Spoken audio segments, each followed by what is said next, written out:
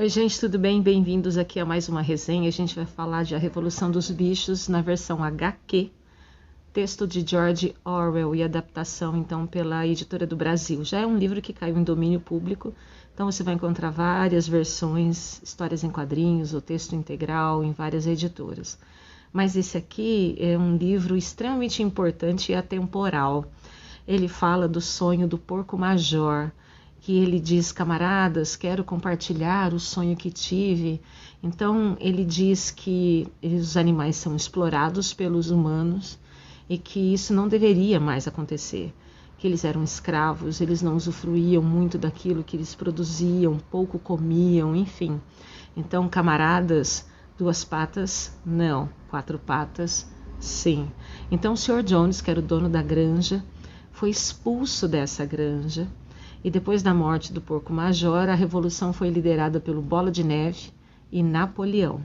Eles queriam ter a autonomia do funcionamento da granja, distribuição de todos os direitos e deveres de forma igualitária aos camaradas, né, da granja.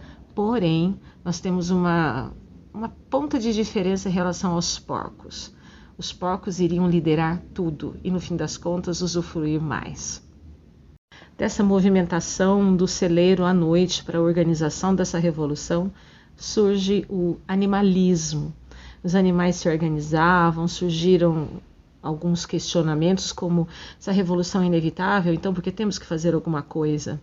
Tínhamos animais de opiniões diferentes, mas que no final acabaram nivelando tudo dentro do processo do animalismo, liderados pelos porcos. Aos poucos, Sr. Jones então saiu, os animais se organizaram, tinha que se ter a construção do moinho e alguns questionamentos aí ficaram em aberto, fazendo com que alguns animais fossem até considerados traidores da revolução animalista, né? Tínhamos personagens mais criativos, tínhamos personagens que contavam histórias como o Corvo Moisés e a Montanha de Torrão de Açúcar, enfim. Como uma grande revolução, uma grande organização de sociedade, a Revolução dos Bichos mostra as novas perspectivas, né? E como as pessoas dentro do seu essas perspectivas. Por isso esse livro ele é tão atemporal.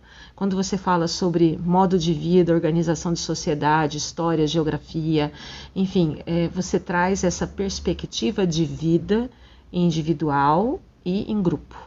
E isso é que é interessante se analisar para o nosso processo hoje.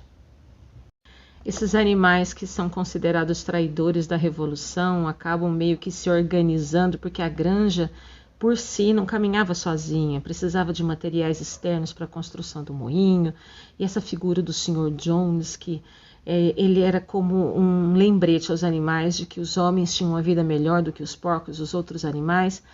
Esses animais que são considerados traidores acabam sumindo da fazenda e são mortos. E a explicação da sua morte vem abandonaram a causa, fugiram, mas não é revelada a questão do assassinato desses animais, né?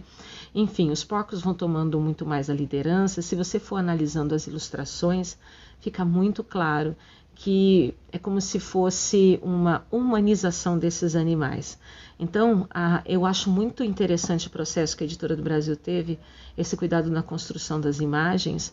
O texto fala-se por si, mas a imagem representa muito essas pequenas nuances e mudanças. A coloração, a ilustração, enfim. É um livro extremamente interessante que eu aconselho a todos vocês lerem. Alunos, por exemplo, a partir de 8º ano, já têm um entendimento melhor com as questões de história e geografia. Então, fica aí uma dica para vocês, muito legal. Vocês vão achar vários, como eu disse no começo do vídeo, porque é um texto que já caiu em domínio público. Mas esse da Editora do Brasil me chamou a atenção. Então, um beijo, até a próxima resenha.